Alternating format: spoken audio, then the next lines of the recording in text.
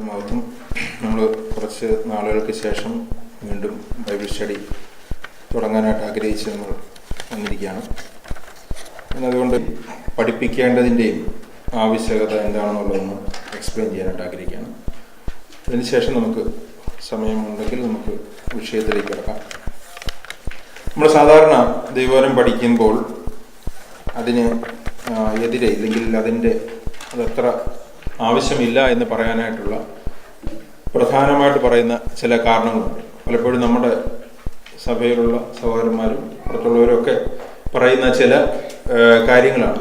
ഒന്ന്, നമ്മൾ അധികം ദൈവവചനം പഠിച്ചതുകൊണ്ടൊന്നും പ്രയോജനമില്ല, നമുക്ക് അനുസരിക്കുന്നതാണ് പ്രധാനം. അതാണ് സാധാരണ പറയുന്നത്. ഇല്ലെങ്കിൽ ഒരുപാട് ഈ കാര്യങ്ങൾ മനസ്സിലാക്കിയിട്ട് എന്ന് പറഞ്ഞു കഴിഞ്ഞാൽ കൂടുതൽ അറിഞ്ഞാൽ കൂടുതൽ ശിക്ഷാവിധി യോഗ്യനാകും. അതുകൊണ്ട് കുറച്ചറിഞ്ഞാൽ അത്രയുമേ ദൈവം നമ്മളടുത്ത് കണക്ക് ചോദിക്കത്തുള്ളൂ. അന്നേരം അധികം അറിയാതിരിക്കുന്നതാണ് നല്ലത്, അല്ലെങ്കിൽ അധികം പഠിക്കാതിരിക്കുന്നതാണ് നല്ലത്, ദൈവവചനം കൂടുതൽ അറിയാതിരിക്കുന്നതാണ് നല്ലത്. ഇങ്ങനെയൊക്കെയുള്ള കുറേ എക്സ്ക്യൂസുകൾ നമ്മൾ കേൾക്കാറുണ്ട്. അല്ലെങ്കിൽ അനുസരിക്കാൻ പറ്റുന്നില്ല എങ്കിൽ നമ്മൾ പഠിച്ചിട്ട് എന്താണ് കാര്യം, ഇങ്ങനെയൊക്കെയുള്ള ചിന്തകൾ നമ്മുടെ മനസ്സിലുണ്ടാവും. അല്ലെങ്കിൽ തിയറി മനസ്സിലാക്കിയത് കൊണ്ട് എന്താ കാര്യം, പ്രാക്ടിക്കലായിട്ട് നമുക്ക് ചെയ്യാൻ കഴിയുന്നില്ലെങ്കിൽ തിയറി മാത്രം മനസ്സിലാക്കിയിട്ട് എന്താ കാര്യം എന്നൊക്കെയാണ് നമ്മൾ ചിന്തിക്കുന്നത്. സത്യത്തിൽ ദൈവവചനം ദൈവവചന സത്യങ്ങളെ വെറും തിയറികളായിട്ടല്ല പഠിപ്പിക്കുന്നത്, മറിച്ച് ദൈവവചനം പഠിപ്പിക്കുന്നത് ട്രൂത്തായിട്ടാണ് പഠിപ്പിക്കുന്നത്. യോഹന്നാന്റെ സുവിശേഷം 8-ാമത്തെ അധ്യായത്തിന്റെ 32-ാമത്തെ വാക്യത്തിൽ യേശുക്രിസ്തു തൻ്റെ അടുക്കൽ വന്ന പരീശന്മാരുടെ അടുത്ത് പറയുന്ന ചില കാര്യങ്ങളുണ്ട്. യോഹന്നാന്റെ സുവിശേഷം 8-ാമത്തെ അധ്യായത്തിന്റെ 31-ാമത്തെ വാക്യത്തിൽ യേശുക്രിസ്തു പറയാണ്, തന്നിൽ വിശ്വസിച്ച യഹൂദന്മാരോട് യേശു, എൻ്റെ വചനത്തിൽ നിലനിൽക്കുന്നു എങ്കിൽ നിങ്ങൾ വാസ്തവമായി എൻ്റെ ശിഷ്യന്മാരായി സത്യം അറിയുകയും സത്യം നിങ്ങളെ സ്വതന്ത്രരാക്കുകയും ചെയ്യുമെന്ന് പറഞ്ഞു. യേശുക്രിസ്തു ദൈവവചന സത്യങ്ങളെ വെറും തിയറിയായിട്ടല്ല പറയുന്നത്. യേശുക്രിസ്തു പറയുന്നത് ഇത് ട്രൂത്ത് ആണെന്നാണ് പറഞ്ഞത്. ഈ സത്യം അറിയുന്നതിൽ കൂടി ഒരു വ്യക്തിക്ക് ഉണ്ടാകുന്ന എന്താണ്? സത്യം അറിയുകയും സത്യം ആ വ്യക്തിയെ സ്വതന്ത്രനാക്കുകയും ചെയ്യും. എന്തിൽ നിന്നുള്ള സ്വാതന്ത്ര്യമാണ്? അടുത്ത വാക്യം വായിച്ചു കഴിഞ്ഞാൽ മനസ്സിലാകും. അത് പാപത്തിൽ നിന്നുള്ള സ്വാതന്ത്ര്യമാണ് യേശുക്രിസ്തു പഠിപ്പിക്കുന്നത്. എന്നിട്ട് യേശുക്രിസ്തു പഠിപ്പിക്കുന്ന അടുത്ത വാക്യത്തിൽ പറഞ്ഞു, 34-ാമത്തെ വാക്യത്തിൽ പറയണം, അതിന് യേശു, ആമേൻ ആമേൻ ഞാൻ നിങ്ങളോട് പറയുന്നു, പാപം ചെയ്യുന്നവനെല്ലാം പാപത്തിന്റെ ദാസനാകുന്നു. പുത്രൻ നിങ്ങൾക്ക് സ്വാതന്ത്ര്യം വരുത്തിയാൽ നിങ്ങൾ സാക്ഷാൽ സ്വതന്ത്രരായിത്തീരും. എന്നിട്ട് യേശുക്രിസ്തു പഠിപ്പിക്കുന്നത് പാപത്തിൽ നിന്നുള്ള സ്വാതന്ത്ര്യമാണ്. എന്നിട്ട് നമ്മൾ മനസ്സിലാക്കേണ്ടത്, പാപത്തിൽ നിന്നുള്ള സ്വാതന്ത്ര്യം ദൈവവചന സത്യം മനസ്സിലാക്കുന്നതുമായിട്ട് ബന്ധപ്പെട്ടാണ് ഇരിക്കുന്നത്. ദൈവവചന സത്യം ഒരു വ്യക്തി അറിയുന്നതുമായിട്ട് ബന്ധപ്പെട്ടാണ് പാപത്തിൽ നിന്നുള്ള സ്വാതന്ത്ര്യം ഇരിക്കുന്നത്. അന്നേരം ഒരു വ്യക്തിക്ക് പാപത്തിൽ നിന്ന് സ്വാതന്ത്ര്യം പ്രാപിക്കണമെങ്കിൽ ആ വ്യക്തി ദൈവവചന സത്യം അറിയുകയും ആ സത്യത്തിന് കീഴ്പ്പെടുകയും ചെയ്തെങ്കിലും ഒക്കൂ. അല്ലാതെ ഒരു വ്യക്തിക്ക് പാപത്തിൽ നിന്നുള്ള സ്വാതന്ത്ര്യം പ്രാപിക്കാനായിട്ട് കഴിയത്തില്ല. റോമാലേഖനം 6-ാമത്തെ അധ്യായത്തിന്റെ 17-ാമത്തെ വാക്യത്തിൽ ഇതിന്റെ ഒരു തുടർച്ച എന്ന പോണം വേറൊരു കാര്യം പറയുന്നുണ്ട്. റോമാലേഖനം അതിന്റെ 6-ാമത്തെ അധ്യായത്തിന്റെ 17-ാമത്തെ വാക്യം അതിലിങ്ങാണ്ടിരിക്കുന്നത്, എന്നാൽ റോമർ 6:17 പറയാണ്, എന്നാൽ നിങ്ങൾ പാപത്തിന്റെ ദാസന്മാർ ആയിരുന്നുവെങ്കിലും.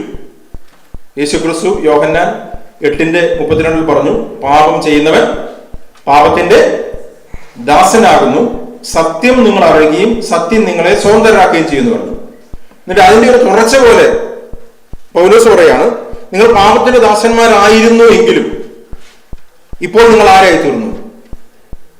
നിങ്ങൾ സ്വതന്ത്രന്മാരായി തീർന്നു. എങ്ങനെയാണ് അവർ സ്വതന്ത്രന്മാരായി തീർന്നത്? പാപത്തിൽ നിന്ന് സ്വാതന്ത്ര്യം പ്രാപിച്ച് നീതിക്ക് ദാസന്മാരായി തീർന്നുകൊണ്ട് ദൈവത്തിന് സ്തോത്രം. അതിന് 18-ാമത്തെ വാക്യത്തിൽ പറയണം, എങ്ങനെയാണ് ഒരു വ്യക്തി, പാപത്തിന്റെ ദാസനായിരുന്ന ഒരു വ്യക്തി പാപത്തിൽ നിന്ന് സ്വാതന്ത്ര്യം പ്രാപിച്ച് നീതിക്ക് ദാസനായി തീർന്നത്? അതിന്റെ ഇടയ്ക്ക് എങ്ങനെയാണെന്ന് പറയുന്നുണ്ട്. നിങ്ങളെ പഠിപ്പിച്ച ഉപദേശ രൂപത്തെ ഹൃദയപൂർവ്വം അനുസരിച്ച് പാപത്തിൽ നിന്ന് സ്വാതന്ത്ര്യം പ്രാപിച്ചു. അങ്ങനെയാണ് എഴുതിയിരിക്കുന്നത്. ഇംഗ്ലീഷിൽ ഇങ്ങനെയാണ്, you become obedient from the heart that the form of teaching to which you have committed and having freed from sin you have become slaves to righteousness. എന്നാൽ ഒരു വ്യക്തി പാപത്തിൽ നിന്ന് സ്വാതന്ത്ര്യം പ്രാപിക്കുന്നത് എങ്ങനെയാണ്? പൗലോസ് അവിടെ വിശദീകരിക്കുകയാണ്. എങ്ങനെയാണ്? അവരെ ഒരു ഉപദേശരൂപം പഠിപ്പിച്ചു. അവരെ പഠിപ്പിച്ചു എന്നാണ് പറഞ്ഞിരിക്കുന്നത്. ഒരു ഫോം ഓഫ് ഡോക്ട്രിൻ പൗലോസ് പഠിപ്പിക്കുകയാണ്. ഇല്ലെങ്കിൽ പൗലോസോ ഇല്ലെങ്കിൽ പൗലോസിന്റെ ശിഷ്യന്മാരോ റോമയിലുള്ളവരെ ആ ഉപദേശരൂപം പഠിപ്പിച്ചു. ആ ഉപദേശരൂപം അവരുടെ തലയിൽ മനസ്സിലാക്കുകയായിരുന്നില്ല ചെയ്തത്. എന്താണ് അവർ ചെയ്തത്? അവർ ഹൃദയപൂർവ്വം അത് വിശ്വസിച്ചു. വിശ്വസിച്ചിട്ട് ഒരു വ്യക്തിക്ക് അനുസരിക്കാൻ കഴിയത്തുള്ളൂ. ഹൃദയപൂർവ്വം അവർ വിശ്വസിച്ചു. അതിന് അനുസരിച്ചപ്പോൾ അവർ പാപത്തിൽ നിന്ന് സ്വാതന്ത്ര്യം പ്രാപിച്ച് നീതിക്ക് ദാസന്മാരായിരുന്നു. അന്നേരം അതിന്റെ ഓർഡർ ദൈവവചനത്തിൽ ഒരു വ്യക്തി പാപത്തിൽ നിന്ന് സ്വാതന്ത്ര്യം പ്രാപിക്കുന്നതിന്റെ ഓർഡർ നമ്മൾ പഠിപ്പിക്കുകയാണെങ്കിൽ ഇങ്ങനെയാണ്. ഒന്ന്, സത്യം, ദൈവവചന സത്യം, ട്രൂത്ത് ഒരു വ്യക്തി ആരെങ്കിലും പഠിപ്പിക്കണം. അത് കേൾക്കണം. കേട്ടിട്ട് അതിനെ ഹൃദയപൂർവ്വം അനുസരിക്കുന്നതിൽ കൂടി ആ വ്യക്തിക്ക് പാപത്തിൽ നിന്നുള്ള സ്വാതന്ത്ര്യം പ്രാപിക്കാനായിട്ട് കഴിയും. എന്നിട്ട് ഞാൻ പറഞ്ഞത്, നമ്മുടെ പാപത്തിൽ നിന്നുള്ള സ്വാതന്ത്ര്യം കണക്റ്റഡ് ആയിരിക്കുന്നത് ദൈവവചന സത്യം പഠിപ്പിക്കുന്നതിലും പഠിക്കുന്നതിലും കൂടിയാണ്. എന്നാൽ നമ്മളുടെ എക്സ്പീരിയൻസുകൾ എപ്പോഴും ദൈവവചന സത്യവുമായി കണക്റ്റഡ് ആയിരിക്കും. ഇല്ലെങ്കിലുള്ള പ്രശ്നം എന്ന് പറഞ്ഞു കഴിഞ്ഞാൽ നമ്മുടെ എക്സ്പീരിയൻസുകൾ ചിലപ്പോൾ വ്യാജമായി തരാനുള്ള സാധ്യതയുണ്ട്. ഫോർ എക്സാമ്പിൾ, ഒരു വ്യക്തിക്ക് പാപത്തിൽ നിന്ന് സ്വാതന്ത്ര്യം പ്രാപിക്കണം. നമ്മൾ ഈ പറഞ്ഞിരിക്കുന്ന പോലെ ദൈവവചനത്തിലെ സത്യം, ദൈവവചനം എന്താണ് പഠിപ്പിക്കുന്നത് എന്ന് ആ വ്യക്തിക്ക് മനസ്സിലാക്കാനായിട്ട് താല്പര്യമില്ല. ആ വ്യക്തിക്ക് പാപത്തിൽ നിന്ന് സ്വാതന്ത്ര്യം പ്രാപിക്കാനായിട്ട് ആഗ്രഹമുണ്ട്. ഇവിടെ നമ്മൾ റോമാലേഖനം 6-ാമത്തെ അധ്യായത്തിൽ പറയാണ്, എന്നാൽ നിങ്ങൾ പാപത്തിന്റെ ദാസന്മാരായിരുന്നുവെങ്കിലും നിങ്ങളെ പഠിപ്പിച്ച ഉപദേശ രൂപത്തെ ഹൃദയപൂർവ്വം അനുസരിച്ചപ്പോഴാണ് നിങ്ങൾ പാപത്തിൽ നിന്ന് സ്വാതന്ത്ര്യം പ്രാപിച്ചത്. എന്തായിരുന്നു അവരെ പഠിപ്പിച്ച ഉപദേശ രൂപം? എന്തായിരുന്നു പൗലോസ് അവരെ പഠിപ്പിച്ച ഉപദേശ രൂപം? അത് നമ്മൾ റോമാലേഖനം 6-ാമത്തെ അധ്യായത്തിന്റെ തുടക്കം മുതൽ വായിക്കുമ്പോൾ നമുക്ക് മനസ്സിലാവും. അവിടെ പറയാണ്, ആകയാൽ നാം എന്ത് ചെയ്യേണ്ടു? കൃപ പൊരുകേണ്ടതിന് പാപം ചെയ്തുകൊണ്ടിരിക്കുക എന്നോ. എന്നിട്ട് പൗലോസ് തന്നെ പറയാണ്, ഒരു നാളും അരുത്. എന്നാൽ അതിന്റെ സബ്ജക്ട് തുടങ്ങുന്നതിന് ഇങ്ങനെയാണ്, പാപത്തിൽ കണ്ടിന്യൂ ചെയ്യരുത്, പാപത്തിൽ തുടർച്ചയായി നിങ്ങൾ തുടരരുത്. എന്നിട്ട് എങ്ങനെയാണ് ഒരു വ്യക്തിക്ക് പാപത്തിൽ തുടർച്ചയായി തുടരാതിരിക്കുന്നത്, അല്ലെങ്കിൽ പാപം പ്രാക്ടീസ് ചെയ്യുന്നത് എങ്ങനെയാണ് നിർത്തുന്നത് എന്നത് പറയുമ്പോൾ പൗലോസ് ഓരോന്ന് പറയാണ്. അടുത്ത അതിന്റെ 3-ാമത്തെ വാക്യം, അല്ല ക്രിസ്തുയേശുവിനോട് ചേരുവാൻ സ്നാനമേറ്റവരായ നാം എല്ലാവരും അവന്റെ മരണത്തിൽ പങ്കാളികളാകാൻ സ്നാനമേറ്റിരിക്കുന്നു എന്ന് നിങ്ങൾ അറിയുന്നില്ലയോ എന്നാണ് ചോദിക്കുന്നത്. അന്നേരം പറയാണ്, നിങ്ങൾ അറിയുന്നില്ലയോ? റോമിലെ ക്രിസ്ത്യൻസിന്റെ അടുത്ത് പൗലോസ് ചോദിക്കുകയാണ്, നിങ്ങൾ അറിയേണ്ട ഒരു കാര്യമുണ്ട്. ഇല്ലെങ്കിൽ ഇതൊരു വളരെ ബേസിക് ആയിട്ടൊരു ഡോക്ടറിൻ ഉണ്ട്. വളരെ ബേസിക് ആയിട്ട് ഡോക്ടറിൻ. എന്താണ് ആ ഡോക്ടറിൻ എന്നറിയാമോ? അവിടെ പറയാണ്, നിങ്ങൾ ക്രിസ്തുയേശുവിനോട് കൂടി അടക്കപ്പെട്ടു. You are baptized into Christ. അതാണ് 2-ാമത്തെ വാക്യത്തിൽ പറയുന്നത്, പാപസംബന്ധമായി നിങ്ങൾ മരിച്ചവരാണ്. ഇതാണ് അവരെ പഠിപ്പിച്ച ഉപദേശം. എന്നാൽ എങ്ങനെയാണ് പാപസംബന്ധമായി ഒരുവൻ മരിച്ചതെന്നും, എങ്ങനെയാണ് യേശുക്രിസ്തുവോട് കൂടി ഒരുവൻ ക്രൂശിക്കപ്പെട്ടതെന്നും, എങ്ങനെയാണ് പാപത്തിൽ നിന്ന് സ്വാതന്ത്ര്യം പ്രാപിച്ചതെന്നും ഇവരെ പഠിപ്പിച്ചു. ആ ഉപദേശ രൂപം ഇവർ ഹൃദയപൂർവ്വം വിശ്വസിച്ചപ്പോൾ അവർ പാപത്തിൽ നിന്ന് സ്വാതന്ത്ര്യരായി, അവർ നീതിക്ക് ദാസന്മാരായി തീർന്നു. നേരെ ഞാൻ പറഞ്ഞത്, നമ്മുടെ എക്സ്പീരിയൻസുകൾ ദൈവവചന സത്യവുമായി കണക്റ്റഡ് അല്ല എങ്കിൽ നമ്മുടെ എക്സ്പീരിയൻസുകൾ നമ്മളെ വഞ്ചിക്കാനായിട്ടുള്ള സാധ്യതയുണ്ട്. ഞാൻ ചോദിക്കട്ടെ, നിങ്ങളുടെ അടുത്ത് ഒരു വ്യക്തി പാപത്തിൽ നിന്നുള്ള സ്വാതന്ത്ര്യം പ്രാപിക്കുന്നത് എങ്ങനെ എന്ന് നിങ്ങളുടെ അടുത്ത് വന്ന് ചോദിക്കാമെന്ന് വെച്ചു. നിങ്ങൾ സ്വാഭാവികമായിട്ടും എന്താണ് പറയുന്നത്? നിങ്ങളുടെ ജീവിതത്തിൽ നിങ്ങൾ എങ്ങനെയാണ് പാപത്തിൽ നിന്ന് സ്വാതന്ത്ര്യം പ്രാപിച്ചുവോ ആ എക്സ്പീരിയൻസ് നിങ്ങൾ ആ വ്യക്തിയെടുത്ത് പറയും, അല്ലേ? അതാണ് നമ്മൾ പറയുന്നത്. നമ്മൾ എങ്ങനെയാണ് പാപത്തിൽ നിന്ന് സ്വാതന്ത്ര്യം പ്രാപിച്ചത് എന്നുള്ള എക്സ്പീരിയൻസ് ആണ് നമ്മൾ വേറൊരാളടുത്ത് പറയുന്നത്. ഞാൻ ഇങ്ങനെ പാപത്തിൽ നിന്ന് സ്വാതന്ത്ര്യം പ്രാപിച്ചു, അതുകൊണ്ട് നീയും ഇങ്ങനെ ചെയ്താൽ നിനക്ക് പാപത്തിൽ നിന്ന് സ്വാതന്ത്ര്യം പ്രാപിക്കാം. അതിൽ എന്തെങ്കിലും തെറ്റുണ്ടോ എന്നുള്ളതാണ് ചോദ്യം. ഫോർ എക്സാമ്പിൾ, വേറെ രീതിയിൽ ഞാൻ പറയാം. നിങ്ങൾ പാപത്തിൽ നിന്ന് നിങ്ങൾക്ക് സ്വാതന്ത്ര്യം പ്രാപിക്കാൻ നിങ്ങൾക്ക് വലിയ ആഗ്രഹമുണ്ട്. നിങ്ങൾ ഒരു 20 ദിവസം ഫാസ്റ്റ് ചെയ്തു, പ്രാർത്ഥിച്ചു.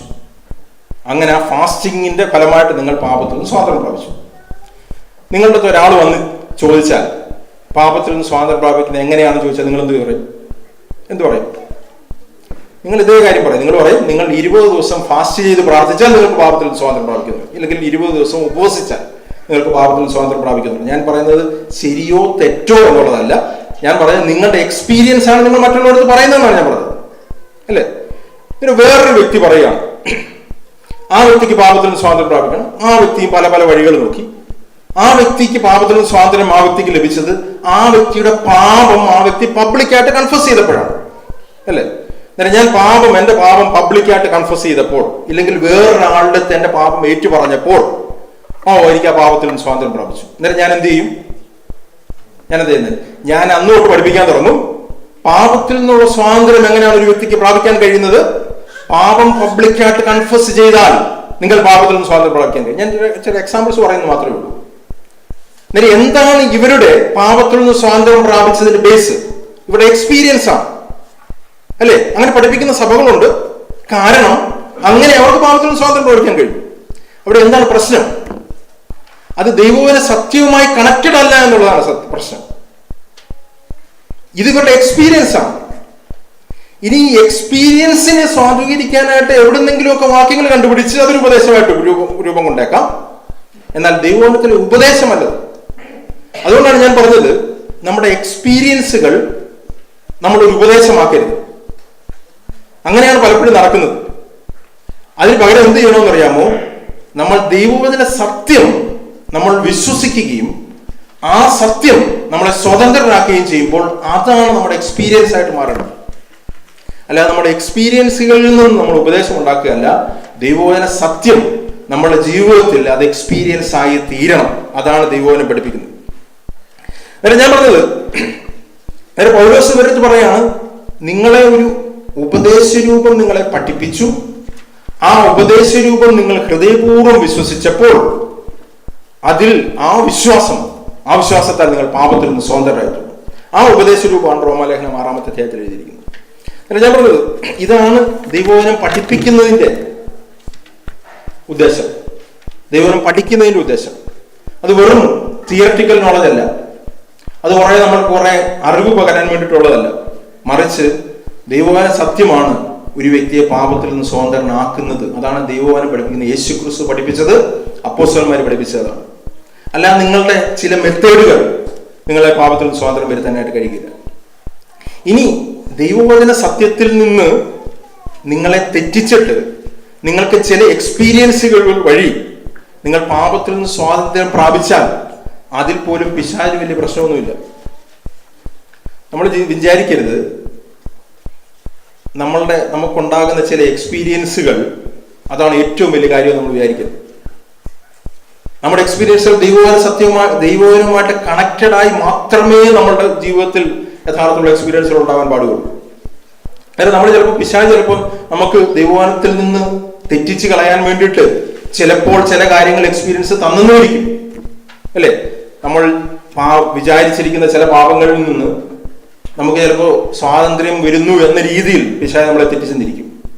എന്നാൽ അതൊന്നും നമ്മളുടെ വിശ്വാസത്തിന്റെ അടിസ്ഥാനമാവരുത്. അതുകൊണ്ടാണ് ഞാൻ പറഞ്ഞത്, ദൈവവചനം സത്യമായിരിക്കണം. നമ്മുടെ വിശ്വാസത്തിന്റെ അടിസ്ഥാനം. ഞാൻ അടുത്തൊരു കാര്യം കൂടി പറയാൻ ആഗ്രഹിക്കുകയാണ്. ദൈവവചനം പ്രസംഗിക്കുകയും ദൈവവചനം പഠിപ്പിക്കുകയും തമ്മിലുള്ള വ്യത്യാസം എന്താണ് നമ്മൾ മനസ്സിലാക്കണം. ദൈവസഭയിൽ ദൈവവചനം പ്രസംഗിക്കപ്പെടണം, അതേപോലെ തന്നെ ദൈവവചനം പഠിപ്പിക്കുകയും വേണം. അപ്പോസ്തലന്മാർ പോയിടത്തെല്ലാം അവർ ദൈവവചനം പ്രസംഗിക്കുകയും പഠിപ്പിക്കുകയും ചെയ്തു എന്നാണ് പറഞ്ഞത്. അന്നേരം എന്താണ് ദൈവവചനം പഠിപ്പിക്കുന്നത്, എന്താണ് ദൈവവചനം പ്രസംഗിക്കുന്നത്, ഇത് തമ്മിലുള്ള വ്യത്യാസം എന്താണ്? ഈ പ്രസംഗിക്കുക എന്ന് പറഞ്ഞു കഴിഞ്ഞാൽ അത് ഒരു പെർട്ടിക്കുലർ സമയത്തേക്ക് ഇല്ലെങ്കിൽ പെർട്ടിക്കുലർ ആവശ്യത്തെ മീറ്റ് ചെയ്യാൻ വേണ്ടിയിട്ടുള്ള ഒരു എക്സോട്ടേഷനാണ്. അതിൽ എക്സോട്ടേഷൻ ഉണ്ടാവാം, എൻകറേജ്മെന്റ് ഉണ്ടാവാം, കംഫോർട്ടിങ് ഉണ്ടാവാം, ഇല്ലെങ്കിൽ തർജ്ജനം ഉണ്ടാവാം, ഇതെല്ലാം ഉണ്ടാവാം. ഇതൊരു പ്രൊഫസി എന്ന രീതിയിലും പറയാം. അതാണ് കൊരിന്ത്യലേഖനത്തിലേക്ക് വരുമ്പോൾ, കൊരിന്ത്യലേഖനം 14-ാമത്തെ അധ്യായം വരുമ്പോൾ പൗലോസ് ഈ കാര്യം വിശദീകരിക്കുന്നുണ്ട്. നമുക്ക് എടുത്ത് വായിക്കാം. കൊരിന്ത്യലേഖനം അതിന്റെ 14-ാമത്തെ അധ്യായം, 1 കൊരിന്ത്യർ 14-ാമത്തെ അധ്യായം, 14-ാമത്തെ അധ്യായത്തിന്റെ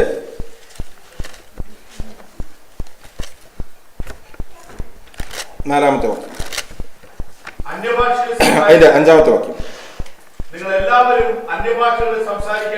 അതിന്റെ 3-ാമത്തെ വാക്യമാണ്. പ്രവചിക്കുന്നവനോ ആത്മീയ വർധനയ്ക്കും പ്രബോധനത്തിനും ആശ്വാസത്തിനുമായി മനുഷ്യരോട് സംസാരിക്കും. ഇല്ലെങ്കിൽ ദൈവവചനത്തിന്റെ അരുളപ്പാടുകൾ പ്രസ്താവിക്കുന്നത് എന്തിനു വേണ്ടിയിട്ടാണ്? ആത്മീയ വർധനയ്ക്ക്, പ്രബോധനത്തിന്, ആശ്വാസത്തിന്, ഇതിനൊക്കെയായിട്ടാണ് ദൈവവചനം പ്രസംഗിക്കപ്പെടുന്നത്. എന്നാൽ അത് ഒരു ടെമ്പററി ആയിട്ട് ഉള്ള ദൈവസഭയുടെ ഒരു ആവശ്യത്തെ മീറ്റ് ചെയ്യാൻ വേണ്ടിയിട്ടായിരിക്കും പലപ്പോഴും പ്രവചനം ഇല്ലെങ്കിൽ പ്രൊഫസി ഇല്ലെങ്കിൽ ദൈവവചനത്തിലെ പ്രസംഗം വരുന്നത്. എന്നാൽ ടീച്ചിങ് എന്ന് പറഞ്ഞു കഴിഞ്ഞാൽ അത് ദൈവസഭയെ ബിൽഡ് ചെയ്യാൻ വേണ്ടിയിട്ടാണ്. ഇല്ലെങ്കിൽ ടീച്ചിങ് ബേസിക്കലി പെട്ടെന്ന് കേൾക്കുമ്പോൾ നമുക്കൊരു പ്രബോധനമോ നമുക്കൊരു സന്തോഷമോ നമുക്കൊരു എൻകറേജ്മെന്റോ ഇങ്ങനത്തെ കാര്യങ്ങളൊന്നും ഉണ്ടാവുകയില്ല. ഇല്ലെങ്കിൽ നമ്മളൊരു പ്രശ്നത്തിന് നടുക്കാണെങ്കിൽ ആ പ്രശ്നത്തിന് ഒരു പരിഹാരത്തിന് വേണ്ടിയിട്ട് ദൈവസന്നിധിയിലേക്ക് വരുമ്പോൾ ഒരു ദൈവവചന പഠനം കേട്ട് കഴിഞ്ഞ് കഴിഞ്ഞാൽ നമുക്ക് വലിയ എൻകറേജ്മെന്റ് ഒന്നും തോന്നത്തില്ല, നമുക്ക് വലിയൊരു എക്സോട്ടേഷൻ ഒന്നും തോന്നത്തില്ല, നമുക്കൊരു ആശ്വാസമൊന്നും തോന്നത്തില്ല. എന്നാൽ ടീച്ചിങ്ങിന്റെ ഉദ്ദേശം എന്ന് പറഞ്ഞാൽ അത് ബ്രിക്ക് ബൈ ബ്രിക്ക് ആയിട്ട് ഒരു കാര്യത്തെ ബിൽഡ് ചെയ്യാൻ വേണ്ടിയിട്ടാണ്. വേറെ ഇതിൽ പറഞ്ഞു കഴിഞ്ഞാൽ ലോങ് ലാസ്റ്റിംഗ് ആയിട്ടുള്ള എഫക്റ്റ് ദൈവസഭയിലും വിശ്വാസികളുടെ ജീവിതത്തിലും ഉണ്ടാകാൻ വേണ്ടിയിട്ടാണ് ദൈവവചനം നമ്മൾ പഠിപ്പിക്കുകയും അത് പഠിക്കുകയും ചെയ്യണം. അത് കണ്ടിന്യൂസ് ആയി ഓരോ ബ്രിക്ക് ബൈ ബ്രിക്ക് ആയിട്ട് റിലേറ്റഡ് ആയിട്ട് കണക്റ്റഡ് ആയിട്ടാണ് പഠിപ്പിക്കുന്നത്. അങ്ങനെ പഠിപ്പിക്കുമ്പോൾ മാത്രമേ ഒരു ബിൽഡിംഗ് കെട്ടിപ്പൊക്കുന്നത് പോലെ ദൈവസഭ അതിന്റെ മുകളിലാണ് പണിയപ്പെടുന്നത്. അതുകൊണ്ടാണ് പൗലോസ് പറഞ്ഞിരിക്കുന്നത്, ഞാൻ പ്രധാന ശില്പിയായി അടിസ്ഥാനമിടുന്നു, മറ്റുള്ളവർ അതിന് മീതെ പണിയുന്നു. അന്നേരം ദൈവസഭയുടെ അടിസ്ഥാന ഉപദേശമുണ്ട്, അതിന്റെ മുകളിലേക്കുള്ള പണിയുണ്ട്. അതുകൊണ്ടാണ് അടിസ്ഥാന ഉപദേശങ്ങളെ പറ്റി എബ്രായലേഖനത്തിലൊക്കെ പറയുന്നത്. അന്നേരം ഞാൻ പറഞ്ഞത് ഉപദേശം എന്ന് പറയുന്നത് അടിസ്ഥാനത്തിൽ കെട്ടി മുകളിലേക്ക് ബിൽഡ് ചെയ്തു പോകുന്നതാണ്. അത് ടൈം എടുക്കുന്നതാണ്, അത് റിപ്പീറ്റഡ് ആയിട്ട് ചിലപ്പോൾ പറയേണ്ടതാണ്, ചിലപ്പോൾ വീണ്ടും ഒരേ കാര്യം റിപ്പീറ്റ് ചെയ്യേണ്ടതാണ്. അത് കേൾക്കുമ്പോൾ നമുക്ക് പെട്ടെന്ന് സന്തോഷമൊന്നും തോന്നത്തില്ല. എന്നാൽ ഇതാണ് യഥാർത്ഥത്തിൽ ഒരു വ്യക്തിയെ വിശ്വാസത്തിൽ ഉറപ്പിക്കുകയും ഒരു വ്യക്തിയെ പാപത്തിൽ നിന്ന് സ്വാതന്ത്ര്യം പ്രാപിക്കുകയും ചെയ്യുന്നു. ഇതാണ് ബൈബിൾ പഠിപ്പിക്കുന്നത്. പെട്ടെന്നുള്ള എക്സ്പീരിയൻസുകൾ ആയിരിക്കത്തില്ല. നേരം ഞാൻ വേറൊരു കാര്യം നമ്മൾ മനസ്സിലാക്കേണ്ടത്, ഒരു വ്യക്തി പ്രീച്ച് ചെയ്യുമ്പോൾ, പ്രസംഗിക്കുമ്പോൾ ആ വ്യക്തിക്ക് ചിലപ്പോൾ തെറ്റുകൾ വരാം. തെറ്റുകൾ ചിലപ്പോൾ ഇല്ലെങ്കിൽ ഒരു എൻകറേജ്മെന്റിന് വേണ്ടി പറയുമ്പോൾ, ഇല്ലെങ്കിൽ ആൾക്കാരെ എക്സോർട്ട് ചെയ്യാനായിട്ട് പറയുമ്പോൾ ചിലപ്പോൾ ചില മിസ്റ്റേക്കുകൾ ആ വ്യക്തിയുടെ ജീവിതത്തിൽ വന്നില്ല, ആ പറയുന്നതിൽ വന്നേക്കാം. പക്ഷെ അത് വലിയൊരു തെറ്റല്ല. വലിയൊരു തെറ്റല്ലെന്ന് പറഞ്ഞു കഴിഞ്ഞാൽ വലിയൊരു മിസ്റ്റേക്ക് അല്ല. അത് കാരണം അതിന് വലിയ ലോങ് ലാസ്റ്റിംഗ് ആയിട്ടൊരു എഫക്റ്റ് ഇല്ല. ഒരു വ്യക്തി ഒരു പ്രസംഗം പ്രസംഗിക്കുമ്പോൾ ആ വ്യക്തി പറയുന്ന കാര്യങ്ങൾ ദൈവവചനത്തിൽ നിന്ന് അങ്ങോട്ടോ ഇങ്ങോട്ടോ ചെറുതായിട്ടൊക്കെ മാറ്റം വരുന്നുണ്ടെങ്കിൽ അത് വലിയൊരു വിഷയമല്ല. ഞാൻ വലിയൊരു വിഷയമല്ല എന്ന് പറയാൻ കാര്യം, ദൈവവചനം തെറ്റായി പഠിപ്പിക്കുന്നത് പോലെ വലിയൊരു വിഷയമല്ല. ഞാൻ പറയുന്നത് മനസ്സിലാവുമെന്ന് വിചാരിക്കുന്നു. എന്നാൽ ഒരു റോങ് ഡോക്ട്രിൻ പഠിപ്പിക്കുന്നത് മറ്റേതിനേക്കാൾ തെറ്റാണ്.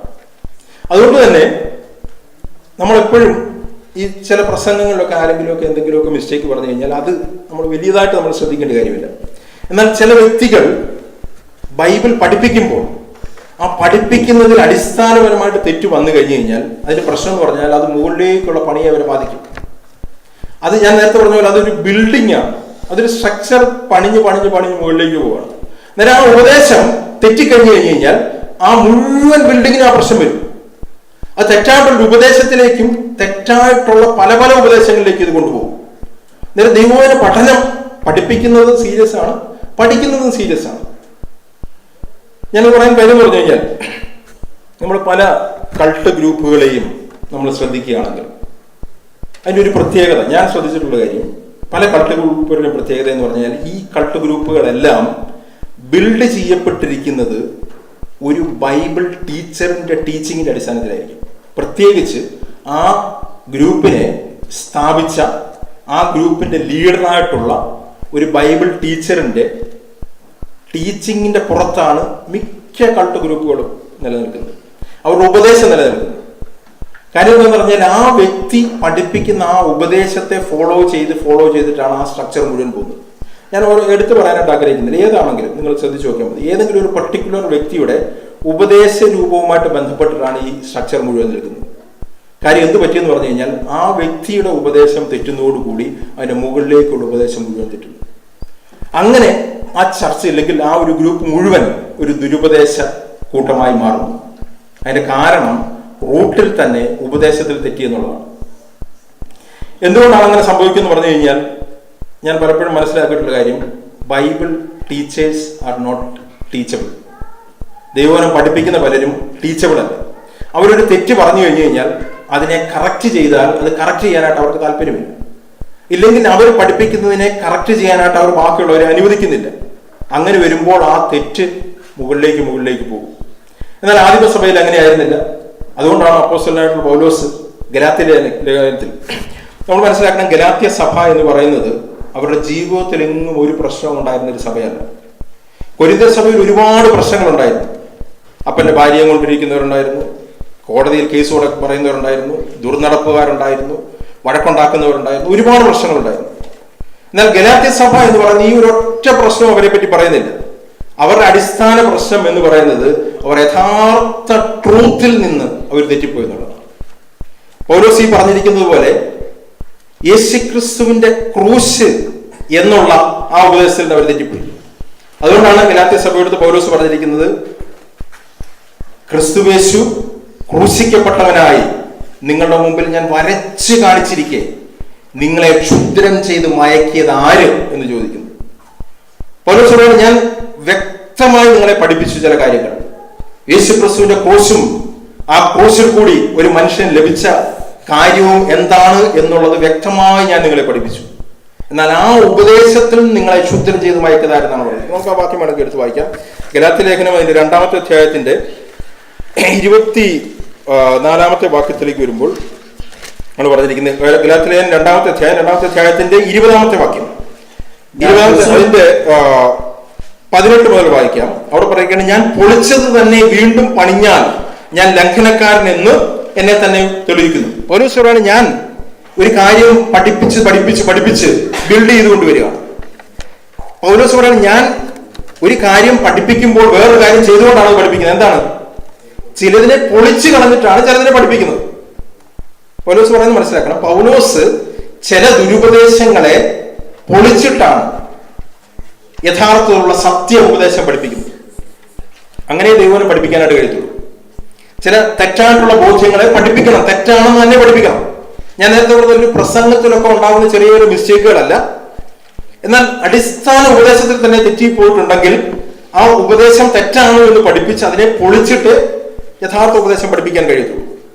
യെരമ്യാവിന്റെ അടുത്ത് കർത്താവ് തന്റെ വചനങ്ങളെ തന്റെ വായിൽ കൊടുക്കുമ്പോൾ പറയുന്നുണ്ട്, നോക്കുക, നിർമൂലമാക്കുവാനും ഇടിക്കുവാനും പൊളിക്കുവാനും നടുവാനും ഞാൻ നിന്നെ എന്റെ വചനങ്ങളെ നിന്റെ വായിലാക്കിയിരിക്കുന്നു എന്ന് പറഞ്ഞു കഴിഞ്ഞാൽ, ദൈവം പഠിപ്പിക്കുമ്പോൾ നമ്മുടെ മനസ്സിലുള്ള ചില തെറ്റായ ധാരണകളെ പൊളിക്കേണ്ട ആവശ്യമുണ്ട്, ഡിസ്ട്രോയ് ചെയ്യേണ്ട ആവശ്യമുണ്ട്, ഇടിച്ചു കളയേണ്ട ആവശ്യമുണ്ട്. ദൈവവചനത്തോട് ചേരാത്ത പാരമ്പര്യ ചിന്തകൾ, ന്യായപ്രമാണത്തിന്റെ ചിന്തകൾ, ഇതൊക്കെ ഒരു മനുഷ്യന്റെ മനസ്സിലുണ്ടെങ്കിൽ അത് അവർ ഈ ദൈവവചന ഉപദേശവുമായിട്ട് ചേർത്ത് പഠിക്കുന്നതുകൊണ്ട് അതിനെ പൊളിക്കണം. എന്നിട്ട് പൗലോസ് ആദ്യം ചെയ്തത് ഇവരുടെ ബോധ്യങ്ങളെ പൊളിക്കുകയാണ് ചെയ്തത്. അതാണ് പൗലോസ് പറഞ്ഞു തുടങ്ങുന്നത്. എന്നിട്ട് പറയുന്നത്, ഞാൻ പൊളിച്ചത് തന്നെ പണിയുകയാണെങ്കിൽ ഞാൻ ലംഘനക്കാരനെന്ന് എന്നെ തന്നെ തെളിയിക്കുന്നു. എന്നിട്ട് പറയാണ്, ആ കോർ ഡോക്ടറിലേക്ക് പൗലോസ് വരികയാണ്, ഞാൻ ക്രിസ്തുവിനോട് കൂടി ക്രൂശിക്കപ്പെട്ടിരിക്കുന്നു, ഇനി ജീവിക്കുന്നത് ഞാനല്ല, ക്രിസ്തു അത്രേ എന്നിൽ ജീവിക്കുന്നു. ഇപ്പോൾ ഞാൻ ജഡത്തിൽ ജീവിക്കുന്നതോ എന്നെ സ്നേഹിച്ച് എനിക്ക് വേണ്ടി തന്നെത്താൻ ഏൽപ്പിച്ചു കൊടുത്ത ദൈവത്തിലുള്ള വിശ്വാസത്താൽ അത്ര ജീവിക്കുന്നു. ഇതേ കാര്യമാണ് റോമാലേഖനം 6-ാമത്തെ അധ്യായത്തിൽ പറഞ്ഞിരിക്കുന്നത്. പൗലോസ് പറയാണ്, നിങ്ങളുടെ പഴയ മനുഷ്യൻ അവരോടുകൂടെ ക്രൂശിക്കപ്പെട്ടു എന്ന് നിങ്ങൾ അറിയുന്നില്ലയോ എന്ന് പറഞ്ഞ അതേ കാര്യമാണ് പറഞ്ഞിരിക്കുന്നത്. ഞാൻ ക്രിസ്തുവിനോട് കൂടെ ക്രൂശിക്കപ്പെട്ടിരിക്കുന്നു. യേശു ക്രിസ്തുവിന്റെ ക്രൂശ് എന്നതും ആ ക്രൂശിൽ എന്ത് നടന്നു എന്നുള്ളതുമാണ് അപ്പോസ്തോലിക ഉപദേശത്തിന്റെ കോർ. അത് പൗലോസ് ഇവരെ വ്യക്തമായിട്ട് പഠിപ്പിച്ചു. എന്നിട്ടാണ് പറഞ്ഞിരിക്കുന്നത് 3-ാമത്തെ വാക്യത്തിൽ പറയാണ്, ഹാ ബുദ്ധിയില്ലാത്ത ഗലാത്യരെ, യേശു ക്രിസ്തു ക്രൂശിക്കപ്പെട്ടവനായി നിങ്ങളുടെ മുമ്പിൽ വരച്ചു കിട്ടിയിരിക്കെ നിങ്ങളെ ക്ഷുദ്രം ചെയ്ത് മയക്കിയത്. അന്നേരം പൗലോസ് പറയുന്നത്, ഗലാത്യ വിശ്വാസികൾക്ക് പറയുന്നത്, ഇവരെവിടെയാണ് തെറ്റിപ്പോയെന്ന് പറഞ്ഞു കഴിഞ്ഞാൽ ഇവർ ഉപദേശത്തിലാണ് തെറ്റിപ്പോയത്. ആ അടിസ്ഥാനമായിട്ടുള്ള പണിഞ്ഞു വരുന്ന ആ പണിയിൽ ഇവർ തെറ്റിപ്പോയപ്പോൾ അവരെന്ന് പറയാണ്, നിങ്ങളെ ക്ഷുദ്രം ചെയ്ത് മയക്കിയതായിരുന്നു. ഞാൻ അന്നേരം പറഞ്ഞൊരു കാര്യം എന്ന് പറഞ്ഞു കഴിഞ്ഞാൽ, തെറ്റായിട്ടുള്ള ഉപദേശം തെറ്റായിട്ടുള്ള ബിൽഡിങ്ങിലേക്ക് കൊണ്ടുപോകും. അന്നേരം ഇത് നമ്മൾ തെറ്റായിട്ടുള്ള ഉപദേശം എന്താണെന്ന് പഠിപ്പിക്കണം, എവിടെയാണ് തെറ്റെന്ന് പഠിപ്പിക്കണം, ശരിയായിട്ടുള്ള ഉപദേശം എന്താണെന്ന് പഠിപ്പിക്കണം. നമ്മൾ കറക്റ്റ് ചെയ്യപ്പെടാൻ തയ്യാറായിരിക്കണം. ആരെങ്കിലും ദൈവവചനത്തിൽ നമ്മളെ ചൂണ്ടിക്കാണിച്ചാൽ ഇത് കറക്റ്റ് ചെയ്യാൻ തയ്യാറായിരിക്കണം. പൗലോസ് പ്രസംഗിച്ചപ്പോൾ ബെരോവയിലെ വിശ്വാസികളുടെ അടുത്ത് വിശ്വാസികളെ പറ്റി ലൂക്കോസ് എഴുതുകയാണ്, അവർ തെസ്സലോനിക്കയിലുള്ളവരെക്കാൾ ഉത്തമന്മാരായിരുന്നു. കാരണം എന്താണ്? അവർ പൗലോസ് പ്രസംഗിച്ചത് തിരുവെഴുത്തിലുള്ളതാണോ എന്ന് ദിനം പ്രതി പരിശോധിച്ചുകൊണ്ട്. അതുകൊണ്ട് തന്നെ പൗലോസ് പറയാണ് ഗലാത്യ ലേഖനം 1-ാമത്തെ അധ്യായത്തിന്റെ 8-ാമത്തെ വാക്യത്തിൽ പറയാണ്, ആകയാൽ എന്നാൽ ഞങ്ങൾ നിങ്ങളോട് അറിയിച്ചതിന് വിപരീതമായി ഞങ്ങളാകട്ടെ സ്വർഗത്തിൽ നിന്നൊരു ദൂതനാകട്ടെ നിങ്ങളോട് സുവിശേഷം അറിയിച്ചാൽ അവൻ ശപിക്കപ്പെട്ടവൻ. ഞങ്ങൾ മുൻ പറഞ്ഞതുപോലെ പിന്നെയും നിങ്ങളോട് പറയുന്നു, നിങ്ങൾ കൈക്കൊണ്ട സുവിശേഷത്തിന് വിപരീതമായി ആരെങ്കിലും നിങ്ങളോട് സുവിശേഷം അറിയിച്ചാൽ അവൻ ശപിക്കപ്പെട്ടവൻ. അത് ഞാൻ പറഞ്ഞത്, സുവിശേഷം എന്നത്, സുവിശേഷം എന്ന സത്യവചനം, ഇല്ലെങ്കിൽ റോമാലേഖനത്തിൽ പറഞ്ഞിരിക്കുന്ന പോലെ ഉപദേശരൂപം, നിങ്ങളെ പഠിപ്പിച്ച ഉപദേശരൂപം എന്താണ് എന്ന് ദൈവവചനത്തിൽ നിന്ന് അവർ വ്യക്തമായിട്ട് മനസ്സിലാക്കുകയും അതിന്റെ തെറ്റായിട്ട് അവരെ പഠിപ്പിക്കുമ്പോൾ അതിനെ കറക്റ്റ് ചെയ്യുകയും കറക്റ്റായിട്ട് ബിൽഡ് ചെയ്തുകൊണ്ട് പോവുകയുമാണ് ചെയ്യുന്നത്. എന്നാലും ഞാൻ പറഞ്ഞത് ഈ പ്രീച്ചിങ്ങും ടീച്ചിങ്ങും തമ്മിലുള്ള വ്യത്യാസമാണ് ഞാൻ പറഞ്ഞത്. പ്രീച്ചിങ്ങിലുള്ള മിസ്റ്റേക്കിനേക്കാൾ വലുതാണ് ടീച്ചിങ്ങിലുള്ള മിസ്റ്റേക്ക്.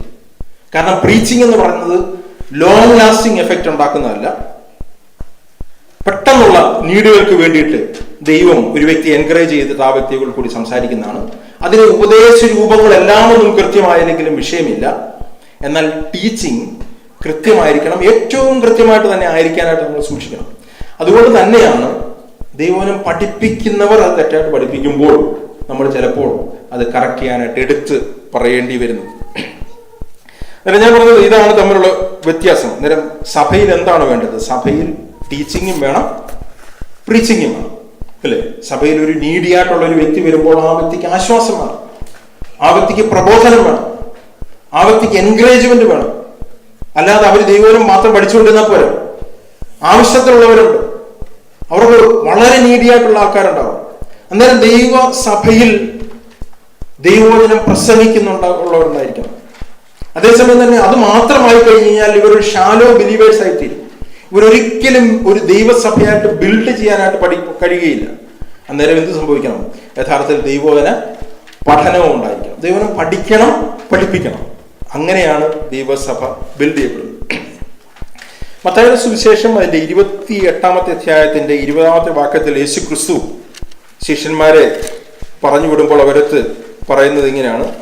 വേണമെങ്കിൽ എടുത്ത് വായിക്കാം. മത്തായിയുടെ സുവിശേഷം പിതാവിന്റെയും പുത്രന്റെയും പരിശുദ്ധാത്മാവിന്റെയും നാമത്തിൽ സ്നാനം കഴിപ്പിച്ചു ഞാൻ നിങ്ങളോട് കൽപ്പിച്ചതൊക്കെയും പ്രമാണിപ്പാൻ തക്കവണ്ണം ഉപദേശിച്ചും കൊണ്ട് സകല ജാതികളെയും ശിഷ്യരാക്കിക്കൊള്ളു. അവിടെ പറഞ്ഞിരിക്കുകയാണ്, ഞാൻ നിങ്ങളോട് കൽപ്പിച്ചതൊക്കെയും ഉപദേശിപ്പാൻ, അല്ലെ, കൽപ്പിച്ചതൊക്കെയും പ്രമാണിപ്പാൻ തക്കവണ്ണം ഉപദേശിച്ചും കൊണ്ട് സകല ജാതികളെ ശിഷ്യരാക്കി. യേശുക്രിസ്തു ഇവരെ 3.5 വർഷം പഠിപ്പിച്ച ആ കാര്യങ്ങൾ ഉപദേശിക്കാനായിട്ടാണ് ഇവരെ മുമ്പോട്ട് വിടുന്നത്. അതുകൊണ്ടാണ് അവർ ചെന്നിടത്തെല്ലാം യഥാർത്ഥത്തിൽ യേശുക്രിസ്തു പഠിപ്പിച്ച കാര്യം ഉപദേശിച്ചുകൊണ്ടിരുന്നത്. ദൈവസഭയുടെ എൽഡേഴ്സിനെ പറ്റി പറയുമ്പോൾ, അവരുടെ യോഗ്യത പറയുമ്പോൾ അതിന്റെ 1 തിമോഥെയോസ് അതിന്റെ 3-ാമത്തെ അധ്യായത്തിന്റെ 1-2 വാക്യങ്ങളിൽ ഒരുപാട് ലിസ്റ്റ് പറയുന്നുണ്ട്. അതിന്റെ അവസാനം വരുമ്പോൾ പറയുന്നുണ്ട്. 1 തിമോഥെയോസ് അതിന്റെ 3-ാമത്തെ അധ്യായം അതിന്റെ 2-ാമത്തെ വാക്യം.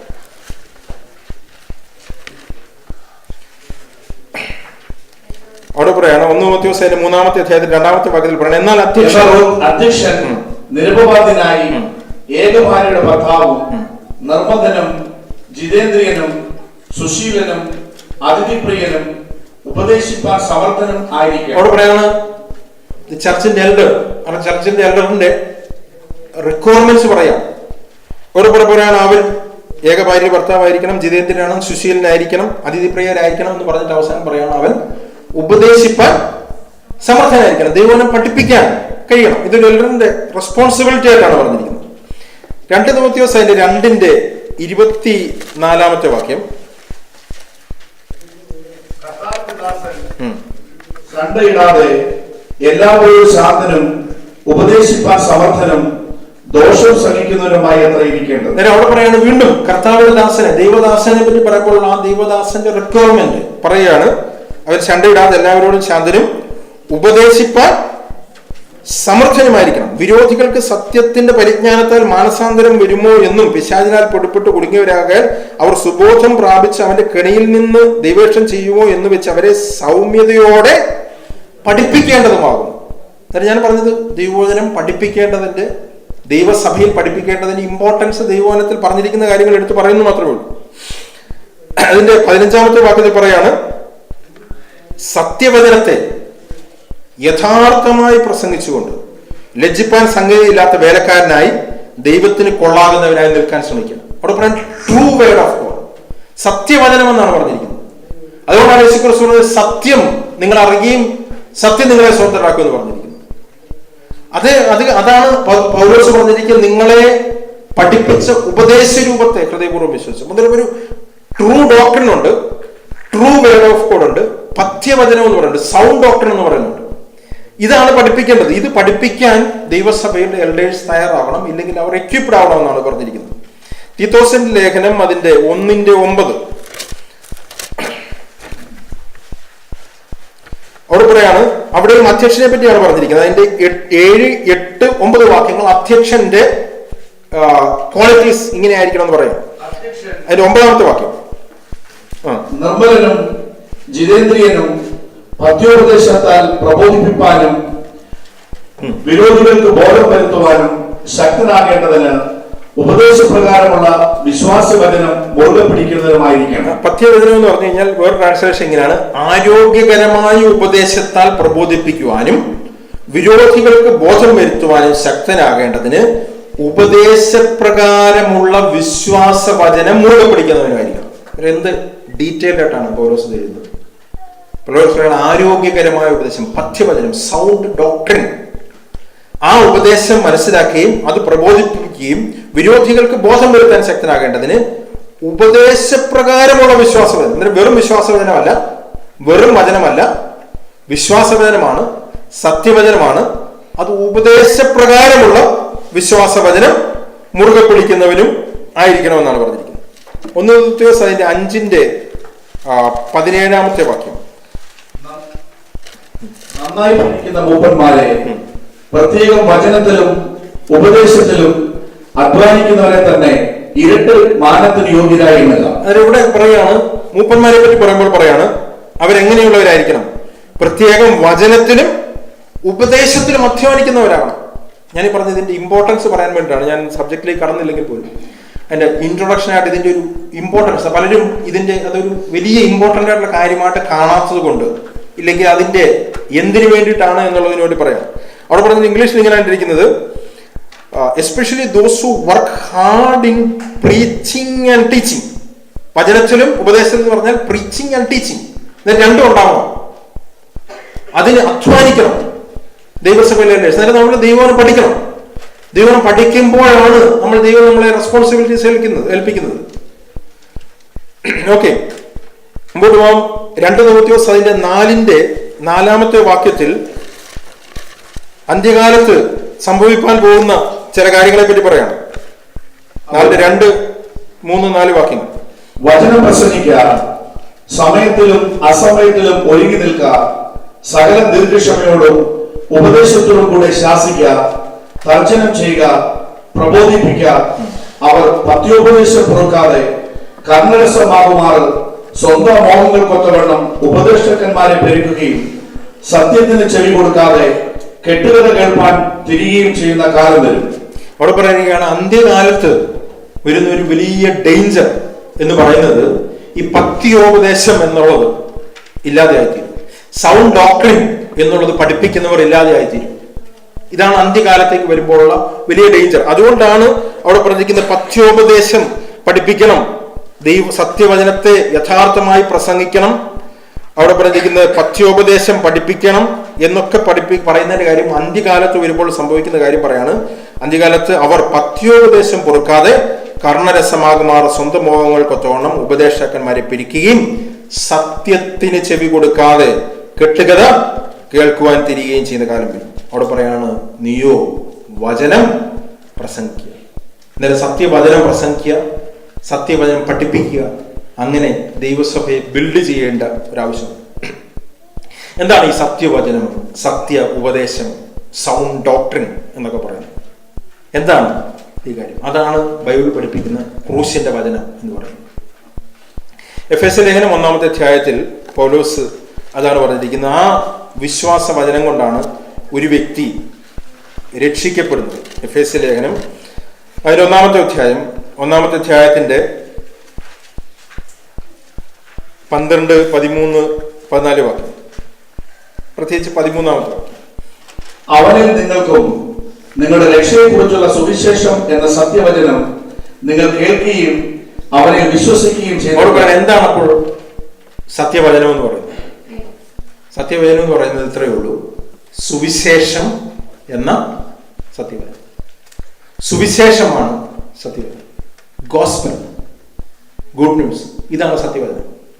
ഇതാണ് പഥ്യോപദേശം. ഇതാണ് പഠിപ്പിക്കേണ്ടത്. യഥാർത്ഥത്തിലുള്ള സുവിശേഷം എന്ന് പറയുന്നത് ക്രൂശിന്റെ മെസ്സേജാണ്. ആ ക്രൂശിന്റെ മെസ്സേജ് പ്രോപ്പറായി പൗലോസ് പഠിപ്പിക്കുകയും അതിന്റെ മുകളിൽ ബിൽഡ് ചെയ്യുകയും അങ്ങനെ ദൈവസഭയെ ബിൽഡ് ചെയ്യുകയും ചെയ്തുകൊണ്ടിരുന്നു. ആ ട്രൂത്ത് യഥാർത്ഥത്തിൽ മനസ്സിലാക്കുകയും വിശ്വസിക്കുകയും ചെയ്ത വ്യക്തികൾ എന്ത് സംഭവിച്ചു? അവർ പാപത്തിൽ നിന്ന് സ്വതന്ത്രരായി തീർന്നു. യേശുക്രിസ്തു പറഞ്ഞിരിക്കുന്നത് സത്യം നിങ്ങൾ അറിയുകയും സത്യം നിങ്ങളെ സ്വതന്ത്രരാക്കുകയും ചെയ്യും. എന്നാലും ഞാൻ പറഞ്ഞ കാര്യം പറഞ്ഞു, ഞാൻ പറഞ്ഞു വന്നത് യഥാർത്ഥ സുവിശേഷം എന്നുള്ളതാണ് സൗണ്ട് ഡോക്ട്രിൻ. അതാണ് സ്വതന്ത്രമാക്കുന്ന സത്യം. അതാണ് ഒരു വ്യക്തിയെ പഠിപ്പിക്കുകയും ആ ഉപദേശം മനസ്സിലാക്കുമ്പോൾ ആ വ്യക്തി പാപത്തിൽ നിന്ന് സ്വതന്ത്രരാകുകയും ചെയ്യും. ഈ ട്രൂ ഗോസ്പൽ ഒരു വ്യക്തി മനസ്സിലാക്കുകയും അതിൽ റൂട്ടഡ് ആവുകയും അതിൽ വിശ്വസിച്ചിട്ട് ആ വ്യക്തി സ്വതന്ത്രനാകുകയും ചെയ്യാതിരിക്കാൻ വേണ്ടി പിശാച് എന്തും ചെയ്യും. പിശാച് വേണമെങ്കിൽ ഫോൾസ് എക്സ്പീരിയൻസുകൾ കൊടുക്കും, ഫോൾസ് ഫ്രീഡം കൊടുക്കും. ഒറ്റ ലക്ഷ്യമേ ഉള്ളൂ, ആ വ്യക്തി പിന്നെ സത്യവചനം പഠിപ്പിക്കരുത്. അതിന് പകരം ആ വ്യക്തിക്ക് ഉണ്ടായ എക്സ്പീരിയൻസുകൾ പഠിപ്പിക്കും. പിശാചിനൊരു പ്രശ്നവുമില്ല. ഞാൻ പറഞ്ഞു വരുന്നതിന്റെ കാര്യം എന്ന് പറഞ്ഞു കഴിഞ്ഞാൽ, സുവിശേഷം എന്നത് എന്താണ്?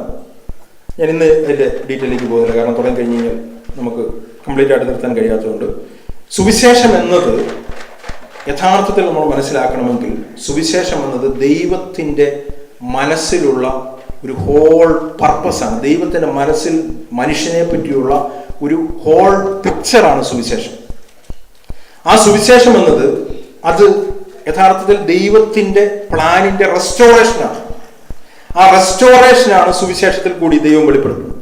ദൈവിക പദ്ധതിയിൽ നിന്ന് മനുഷ്യൻ വീണുപോകുകയും ആ ദൈവത്തിന്റെ ഒറിജിനൽ പർപ്പസിലേക്ക് ഒരു മനുഷ്യനെ റെസ്റ്റോർ ചെയ്ത് തിരിച്ചു കൊണ്ടുവരുന്നതാണ് യഥാർത്ഥമുള്ള സുവിശേഷം.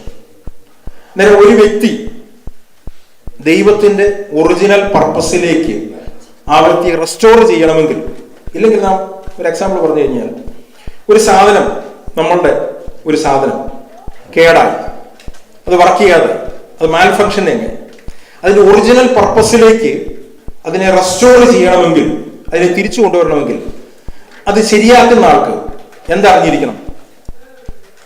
എന്താണ് അറിഞ്ഞിരിക്കേണ്ടത്? ശരിക്കും അതിന്റെ ഒറിജിനൽ പർപ്പസ് അറിയണം, അത്രേ ഉള്ളൂ, അല്ലേ? ഒരു ഒറിജിനൽ പ്ലാൻ. ഇപ്പോൾ ഒരു വണ്ടി നമ്മൾ ശരിയാക്കാൻ, ഞാൻ ഇതിന് പറഞ്ഞിട്ടുള്ളതാണ്, നമ്മളൊരു വണ്ടി ശരിയാക്കാനായിട്ട് കൊടുത്തു. വണ്ടിയുടെ ഒറിജിനൽ പർപ്പസ് അറിയാത്ത ഒരാൾ അത് ശരിയാക്കി കഴിഞ്ഞു കഴിഞ്ഞാൽ അതിന്റെ ഒറിജിനൽ പർപ്പസിലേക്ക് തിരിച്ചു വരത്തില്ല. വേറെന്തെങ്കിലും കാര്യത്തിന് അത് യൂസ് ചെയ്യാൻ കഴിയുമായിരിക്കും.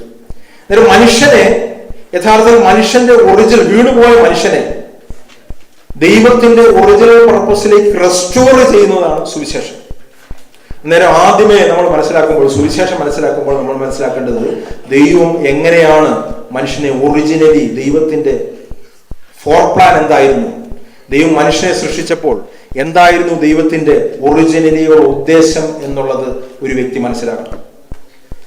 ആ ദൈവത്തിന്റെ ഒറിജിനൽ പദ്ധതി, അല്ലെങ്കിൽ ദൈവം മനുഷ്യനെ ഒറിജിനലി എങ്ങനെയായിരുന്നു സൃഷ്ടിച്ചത് എന്നും എന്തിനാണ് സൃഷ്ടിച്ചത് എന്നും മനസ്സിലായെങ്കിൽ മാത്രമേ മനുഷ്യന്റെ വീഴ്ചയിൽ അവൻ എന്താണ് നഷ്ടപ്പെട്ടതെന്ന് മനസ്സിലാകൂ. ഞാൻ പറഞ്ഞത് മനസ്സിലാക്കാം. മനുഷ്യനെ ഒറിജിനലി ദൈവം എന്തിനാണ് സൃഷ്ടിച്ചതെന്നും ദൈവത്തിന്റെ പദ്ധതിയും മനസ്സിലായെങ്കിൽ മാത്രമേ വീഴ്ചയിൽ മനുഷ്യൻ എന്താണ് നഷ്ടപ്പെട്ടതെന്ന് മനസ്സിലാവൂ. മനുഷ്യന് വീഴ്ചയിൽ എന്താണ് നഷ്ടപ്പെട്ടത് എന്ന് മനസ്സിലായെങ്കിൽ മാത്രമേ യേശുക്രിസ്തുവിന്റെ ക്രൂശ് മരണത്തിന്റെ വീണ്ടെടുപ്പിൽ കൂടി മനുഷ്യന് എന്താണ് തിരിച്ചു ലഭിക്കുന്നതെന്ന് മനസ്സിലാവുള്ളൂ. യേശുക്രിസ്തുവിന്റെ ക്രൂശുമരണത്തിന്റെ വീണ്ടെടുപ്പിൽ കൂടി മനുഷ്യന് തിരിച്ചു ലഭിക്കുന്ന എന്താണ് എന്നതും അത് എങ്ങനെയാണ് എന്നതും മനസ്സിലാകുമ്പോൾ മാത്രമേ ഒരു വ്യക്തി യഥാർത്ഥത്തിൽ പാപത്തിൽ നിന്ന് സ്വാതന്ത്ര്യം പ്രാപിക്കുകയും ദൈവത്തിന് ദാസനായി തീരുകയും ദൈവത്തിന്റെ ഇഷ്ടം അവനിൽ കൂടി ചെയ്തെടുക്കാൻ കഴിയുകയും ചെയ്തു. എന്നിട്ട് ഇതെല്ലാം റിലേറ്റഡ് ആണ്. അതുകൊണ്ടാണ് പറഞ്ഞത് ഇത് ഡോക്ട്രിൻ എന്ന് പറയുന്നത്, ഉപദേശം എന്ന് പറയുന്നത് അന്യോന്യം കണക്റ്റഡാണ്. ഇതിൽ എവിടെയെങ്കിലും തെറ്റുപറ്റിയാൽ അത് അങ്ങേ അറ്റം വരെ തെറ്റിപ്പോകുന്നതാണ്. അതുകൊണ്ടാണ് ഞാൻ പറഞ്ഞത് ദൈവവചനം പഠിക്കുമ്പോൾ, ദൈവവചനം മനസ്സിലാക്കുമ്പോൾ നമ്മൾ മനസ്സിലാക്കണം, ഇതിന്റെ ദൈവത്തിന്റെ അൾട്ടിമേറ്റ് പദ്ധതിയാണ് നമ്മൾ കൂടി നിറവേറേണ്ടത്. നമ്മൾ കുറേ കാര്യങ്ങൾ തിയറിറ്റിക്കലി മനസ്സിലാക്കാൻ വേണ്ടിയിട്ടോ ഇല്ലെങ്കിൽ വേറെ ആൾക്കാരെ പഠിപ്പിക്കാൻ വേണ്ടിയിട്ടോ ഒന്നുമല്ല. അടിസ്ഥാനപരമായി ദൈവവചനത്തിന്റെ ഉപദേശം റോമാലേഖനത്തിൽ പറഞ്ഞിരിക്കുന്ന പോലെ നിങ്ങളെ പഠിപ്പിച്ച ഉപദേശ രൂപത്തെ നിങ്ങൾ ഹൃദയപൂർവ്വം നിങ്ങൾ വിശ്വസിക്കുമ്പോൾ, ഹൃദയപൂർവ്വം അനുസരിക്കുമ്പോൾ, അങ്ങനെയാണ് അവിടെ ഇരിക്കുന്നത്, അനുസരിക്കാന്നുള്ളത്. ഹൃദയപൂർവ്വം അനുസരിക്കുമ്പോൾ നിങ്ങൾ പാപത്തിൽ നിന്ന് സ്വാതന്ത്ര്യം പ്രാപിച്ച് നീതിയുടെ ദാസന്മാരായി തീരും. അതിന് ദൈവത്തിന് സ്തോത്രമാണ്. ഞാൻ വാക്കുകൾ നിർത്തട്ടെ. ഞാൻ അടുത്ത ദിവസങ്ങളിൽ മുമ്പോട്ട് കാര്യങ്ങളെ പറയാം. ഇന്ന് ഇതിൻ്റെ ഒരു ഇൻട്രഡക്ഷനായിട്ട് ഞാൻ പറഞ്ഞത് മാത്രമേ ഉള്ളൂ. ദൈവവചനം പഠിക്കേണ്ട ആവശ്യം നമുക്കുണ്ട്, ദൈവവചനം മനസ്സിലാക്കേണ്ട ആവശ്യം നമുക്കുണ്ട്, ദൈവവചനം മറ്റുള്ളവരെ പഠിപ്പിക്കേണ്ട ആവശ്യം നമുക്കുണ്ട്, സുവിശേഷം വ്യക്തമായിട്ട് നമ്മൾ മനസ്സിലാക്കേണ്ട ആവശ്യമുണ്ട്.